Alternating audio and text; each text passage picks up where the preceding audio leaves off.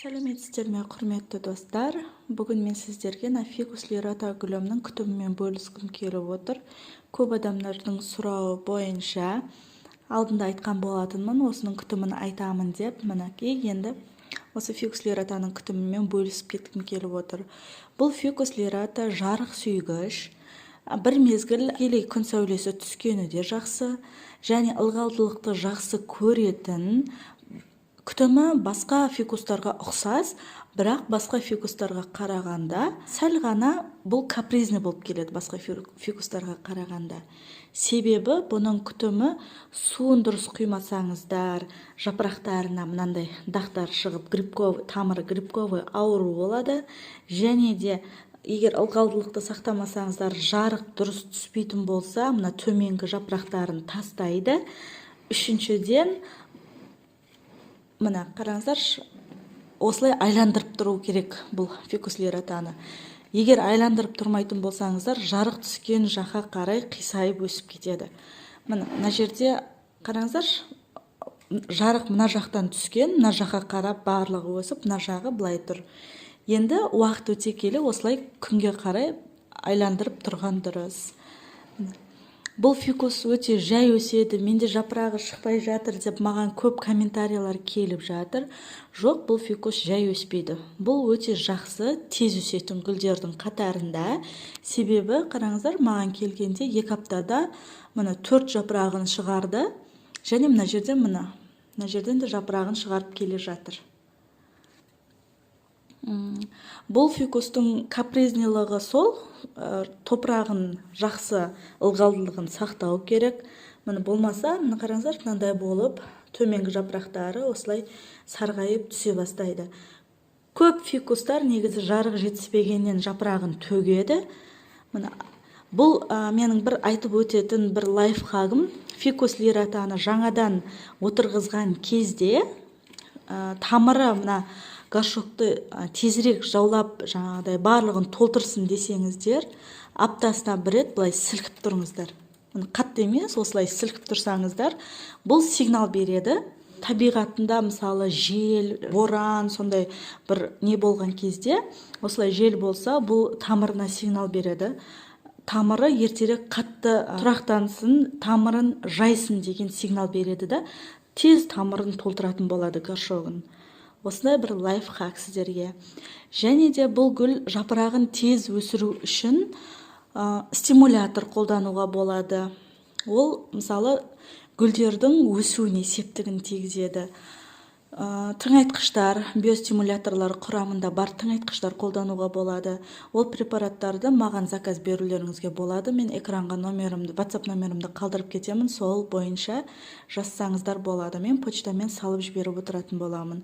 Және фикустарға көп гүлдердің топырақ құрамын жасап бере аламын. Көптеген қоспаларын барлығын қосып, сіздерге дайын етіп, топырақ құрамын жасап бере аламын. Оған да заказ беру үшін маған WhatsAppқа жазыңыздар. Көптеген ауруларына байланысты препараттар таңдап бере аламын, гүлдеріңіздің күтіміне байланысты. Ал егер жоқ, оның барлығын өзім аламын, мен тек гүл күтімін үйренгім келеді десеңіздер, гүл күтімін үйрете аламын. Гүл күтімін үйрететін менде курсым да бар. Енді фикус лиратаға оралатын болсақ, мына қараңыздар, жапырақтары өте керемет. Басқа фикустарға қарағанда сәл капризны болғанымен де, бұл үй жағдайында 2-3 метрге дейін өседі. Өте үлкен, өте әдемі болады. Бірақ бұл фикус лиратаға күтімді ерекше жасауларыңыз керек. 1-2 күн уже мән бермей қарамай қойсаңыздар, мынандай бір дақтар шығып кетеді. Қараңыздаршы, міне, ылғалдылығын сақтап тұру керек. Күніне немесе 2 күнде бір жапырағына су бүркіп тұрсаңыздар болады, немесе су құйылған ыдысты горшогының жанына қойып қойсаңыздар да болады. Сол кезде испарение болып, жапырағы ылғалдылықты өзі алып тұратын болады. 2 аптада 1 рет мен тыңайтқыш беремін. Қандай тыңайтқыштар қолданатынымды. 1-ші аптасында мен органикалық тыңайтқыш қолдансам, екінші аптасында микроэлементтермен тыңайтқыш қолданамын және стимулятор қолданамын. Егер стресс алып жатса, жаңағыдай не болып жатса, эпименциркон қолданамын. Эпименциркон туралы менде видео бар. Соны да экранға шығарып, ссылкасын описанияға қалдырып кететін боламын. Мына қараңыздаршы, мына жақтан күн түспеген. Енді мен осы жаққа қарай айландырып қоюым керек. Уақыт өте келе осылай горшогын айландырып тұрыңыздар. Сол кезде түзу тіке өсетін болады. Бар күтімі осы. Тыңайтқышты беруді, топырақ құрамын жақсы жасап отырғызсаңыздар, одан кейін суды дұрыстап құюды үйренсеңіздер, кез келген гүл өзін жақсы сезінеді. Мына қараңыздаршы, өте әдемі, мына жаңадан шығарған жапырақтары жып-жылтыр, өте әдемі болып көрінісі. Маған осы жапырақтарының формасы қатты ұнайды. Назарларыңызға рахмет. Видеоны соңына дейін қарағандарыңызға рахмет. Егер сұрақтарыңыз болса, төменге комментарийға қалдырып кетсеңіздер болады. Міндетті түрде жауап беретін боламын. Мына қараңыздаршы, өте керемет гүл. Сіздердің де гүлдеріңіз осылай қуанта берсін, жайқалып өсе берсін.